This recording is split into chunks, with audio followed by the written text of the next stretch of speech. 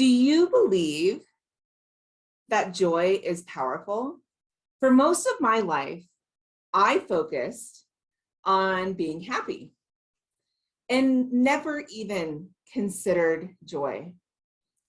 I wanted to feel happy, and I concentrated on doing things and buying things and accomplishing things in order to feel happy.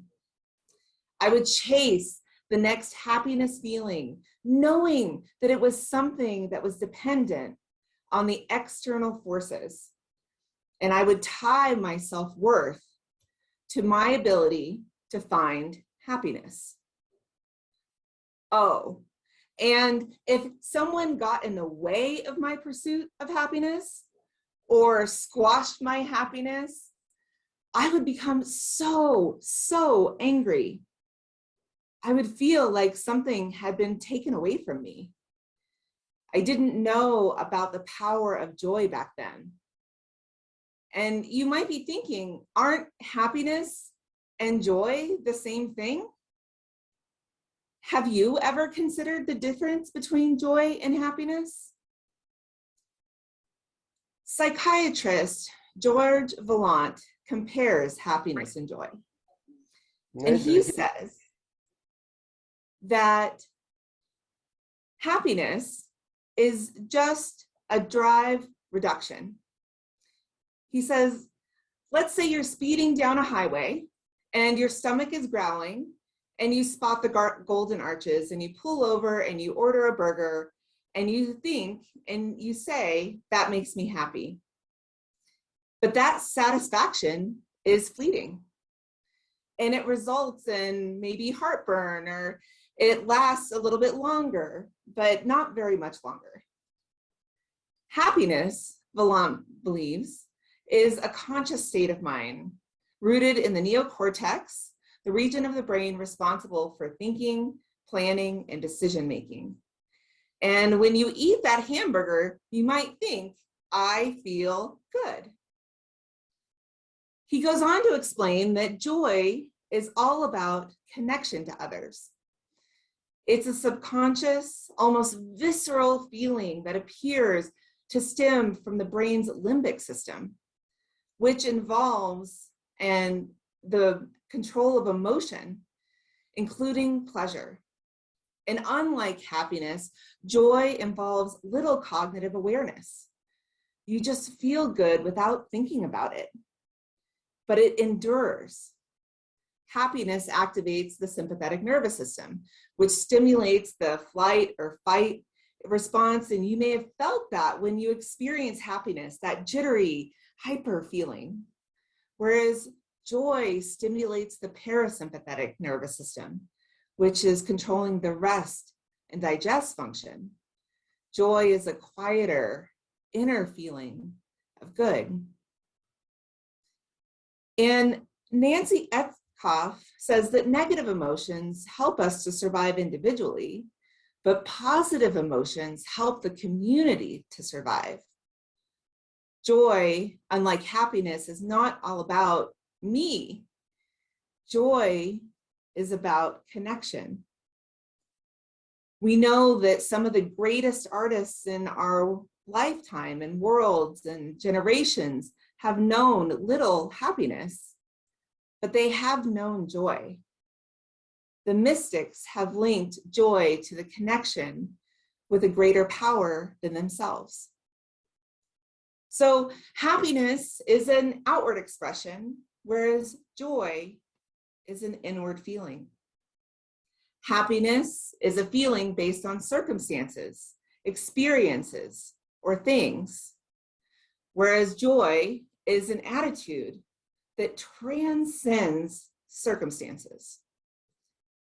A person pursues happiness like I did relentlessly, whereas a person chooses joy. Joy endures hardships, trials, and connects with meaning and purpose. Joy is powerful. The dictionary defines joy as the emotion evoked by well-being, success, or good fortune, a source or cause of delight, or a feeling of good cheer and vibrancy. My definition of joy is a sense of contentment and well-being through my connection to my higher self, the world, and the people around me. I would love to know, what is your definition of joy? Please put that into the chat so that we can all learn from each other what the different definitions of joy are. I know that I have told some of you this next secret, and I'm going to let the rest of you in on this. So come a little closer and I'm going to tell you my secret. Guess what? I'm a nerd. Yes, I said it. I'm a nerd. Is there anybody else here that's a nerd? Go ahead and raise your hand. Are you a nerd out there too? Yes, Jackie's a nerd. Woohoo! Well, as a nerd, I love science. So let's dive into the science of joy. And before we do that, Vladimir says, I think you defined joy beautifully. Thank you, Vladimir. So there was a study that was done by Harvard, and it was published in the Harvard Gazette. And the title of the article said, good genes are nice, but joy is even better. So for almost 80 years, they followed a group of what were sophomore students at Harvard, and they proved that embracing joy actually helps us live longer and be able to be more joyful in our lives. Maintaining positive relationship with self results in us being able to have better relationships with others. And this protects us from life's discontents. It helps delay mental and physical decline. And joy is actually a better predictor of longer lives in people than social class, IQ, or even genes. Joy is a better predictor of a longer life than genes? How powerful is that? I would love for everybody to unmute and give a big wahoo for how powerful that is. Woo! Woohoo! Woohoo! Yes, so powerful. It was shown that joyful people have a lot less of a chance of having a heart attack. They maintain healthier blood pressure. They tend to have lower cholesterol levels. And there's research to prove that joy boosts our immune system. It fights stress, it lowers pain, and it improves our chance of living a longer life. So we feel joy in our bodies because of the release of chemicals. And those chemicals are dopamine and serotonin. And those are neurotransmitters in the brain. And both of these chemicals are heavily associated with joy. And one of the research studies that I looked into showed that people who are experiencing clinical depression can actually show lower levels of serotonin. Now, this next study is just out of this world, and it blew me away when I read it. There was a study of patients hospitalized for gallbladder surgery, and they compared those who had rooms that looked out into a brick wall. They had windows in their rooms that looked on a brick wall versus those who had a window in their room that looked out onto a park. And we know that from the definitions above, that joy is experienced with connection to the outside world. Well, the park viewing patients used less pain medication. They had shorter stays in the hospital, and they asked for help and complained less from their nurses.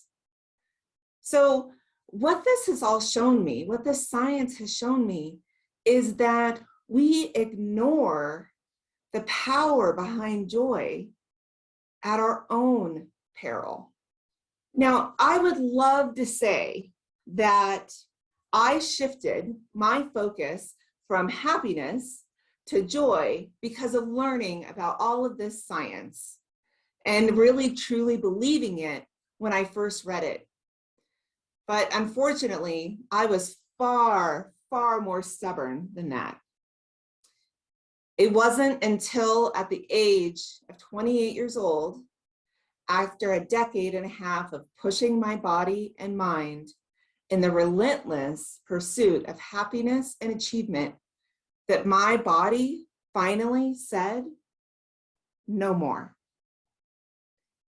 I found myself mostly bedbound, not able to wash or clothe myself. I was diagnosed with a rare genetic condition, and I was told that I was not likely to live more than a year. Not only had I lost my health, I had also lost my ability to chase happiness. As we now know, happiness comes from outside of us. And being bedridden, there was very little going on in my life that was outside of my own body and mind. I have to be honest that what was going on inside was terrifying, painful, and overwhelming. When I finally made the choice to start fighting for my life, it became very apparent to me that I had to start with my inner world in order to heal my outer body. And one of the questions that I had to ask myself is, what brings me joy? What I found is that joy is found in connection and enjoying the simple things. I found joy in conversations with people that I loved, and guess what? Total strangers. I found joy in experiencing the beauty of nature, especially a beautiful sunset. I found joy in doing and giving to others, even if it was in a very, very small way, like giving a compliment, or reassuring somebody. I found joy in showing others kindness and compassion. And I found joy in gratitude. I would love to know from each one of you, please put it into the chat. How do you find joy? In the Book of Joy by the 14th Dalai Lama and Archbishop Desmond Tutu, they describe happiness as a superficial and fleeting emotion, while joy includes meaning and connection. And they state that the 8 pillars of joy are perspective, humility, humor, acceptance, forgiveness, gratitude, compassion, and generosity. Now, when I read those 8 pillars, the one that really stuck out to me as surprising was humor. So I had to dive in deeper. Ingrid Fattel-Lee wrote the book Joyful, and she says there is one question that can significantly increase the joy you feel in your day. And that question is, what is the silliest part of your day? This is because usually silliness is joyful.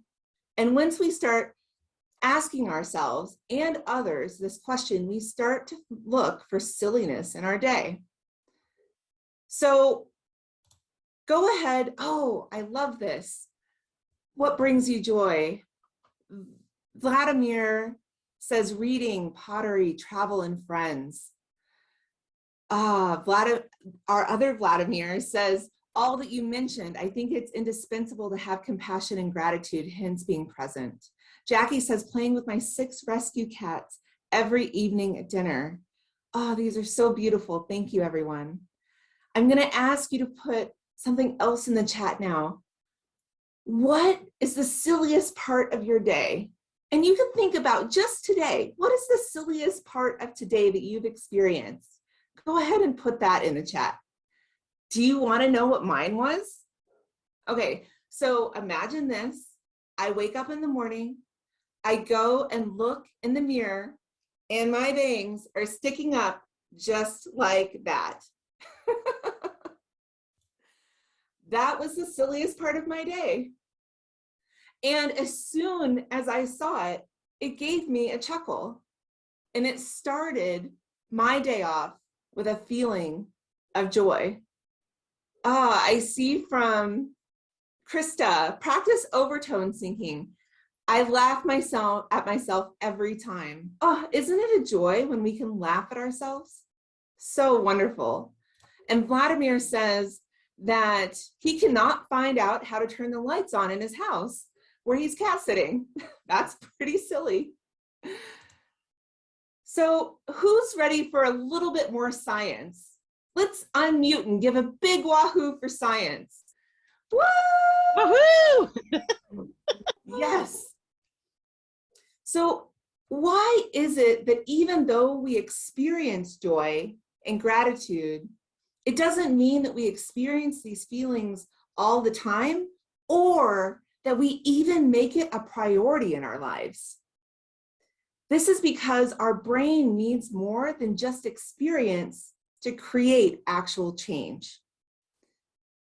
Dr. Shauna Shapiro has come up with a method for experiencing more joy and making it a priority in our life.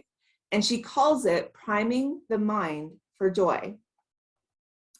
So step number 1 is practicing intention.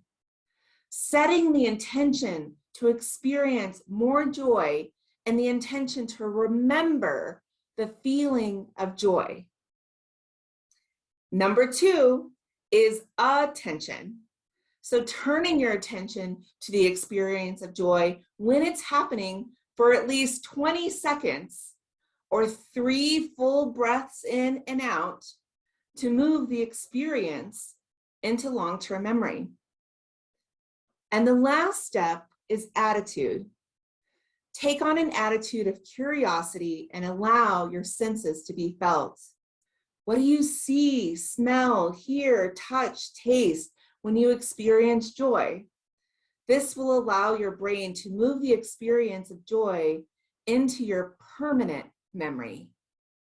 How powerful is that? Put a heart up or another emoji up for how powerful that is. So by priming our minds for joy through intention, attention, and attitude, we are training our brain to experience more joyful moments. So who here wants to practice? Who here wants to start priming their brain for joy? Go ahead and raise your hand. Does anybody here want to practice just a little bit? Yes, Vladimir and Vladimir want to practice. Okay, we're going to dive in. Thank you, Catherine. Catherine wants to practice. So I invite you to find a comfortable position where you are. This will only take a couple of minutes. And if it is comfortable for you and available for you, I invite you to close your eyes. If that doesn't feel comfortable, go ahead and soften your gaze and stare out to the distance and recall a joyful moment. As you move into thinking about that joyful moment, focus on all the little details of that joyful moment. What did you see? Did you hear any sounds?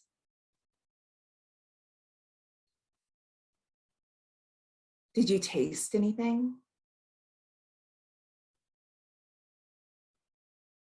What were you feeling?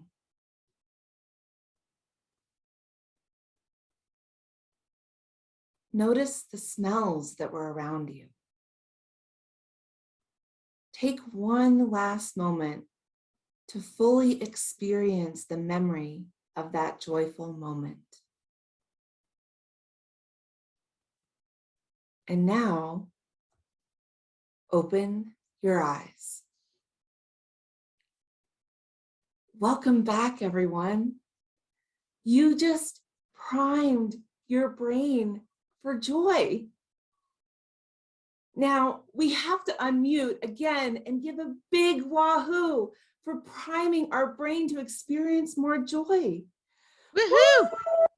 Whoa. That's how easy it can be.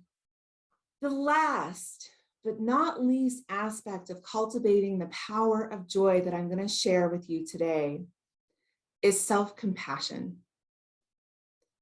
Dr. Kristen Neff explains that self-compassion involves relating to yourself in a way that allows you to become more emotionally flexible, able to navigate challenging emotions, and enhance your connection to self and others. Showing yourself compassion sparks joy and confidence. How do you show yourself compassion? The way that I know to do it is to talk to myself like I am my most beloved best friend. Because guess what? We are each our most beloved best friends. To speak to myself positively, to show myself kindness, and to show myself care. I see that Vladimir shows himself pure love as an act of self-compassion. Jackie says she tucks herself in with a blanket and a heating pad to soothe herself. Oh, that's such a great example. Thank you, Jackie. Shemaine says that she sits with her knitting and weaving. Yes. Oh, putting that self-compassion and love into knitting and weaving. It's so beautiful. Krista says she speaks love to water when bathing. Did you know that using scientific techniques, they can actually see that the structure of water molecules changes when we speak love to it? So powerful. And Susan says providing time for sports and mindful eating. Yes, this is all amazing. My favorite way to show myself self-compassion is through forgiveness. Because when I'm able to forgive myself, I'm much more likely to be understanding and forgiving to others. I invite you to explore the ways that you can cultivate more joy. Be creative in your experience of joy and show yourself compassion in your growth around your understanding of joy. You get to choose your inner experience and expression of joy. Do you now believe that joy is powerful? Thank you to the 7th International Conference on Spirituality and Psychology, the Scientific Committee, and Vladimir and Vladimir. I am now open for questions. Arliss, I have a question about joy as a practice of resistance in times of fear, where we don't have, or may feel like we don't have a lot of power. Yeah, thank you. That's a wonderful question. When we are experiencing a sense of fear or a sense of powerlessness, the place that we can come to in joy goes back to that question that I asked, which I know that when we are feeling that sense of overwhelm, it may seem like a really hard question, but the question is, what is the silliest part of the day? We all have a silly part of a day, even in our darkest days, we do. I know this because I've been through so many dark days. I remember the day that I was diagnosed and told that I wouldn't live more than a year. And I also remember watching my father trying to pick up a penny off of a table and it slipping out of his fingers over and over, and him chuckling to himself instead of getting frustrated. And me chuckling too, because even though that was a terribly dark day, that was a silly moment in that day that allowed me to get to a lighter place and get to a softer place in here where I was able to feel humor about that moment in time.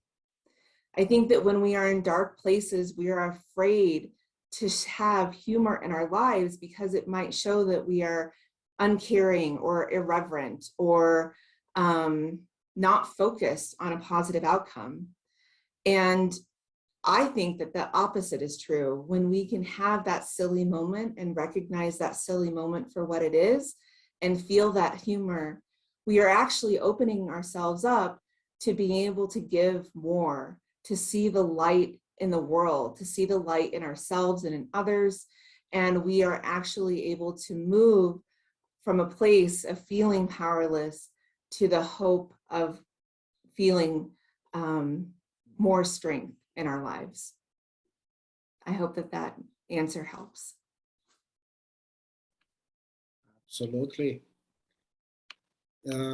Any other question, comment? I see a lot of thank you in the chat, Arliss. I think we are all busy experiencing the joy that you inspired us to. So if there is any other question or discussions, we can definitely keep engaging within the whole app. Arliss, once again, thank you so much for this magical presentation. And the last one for today, and see you all tomorrow. Thank you.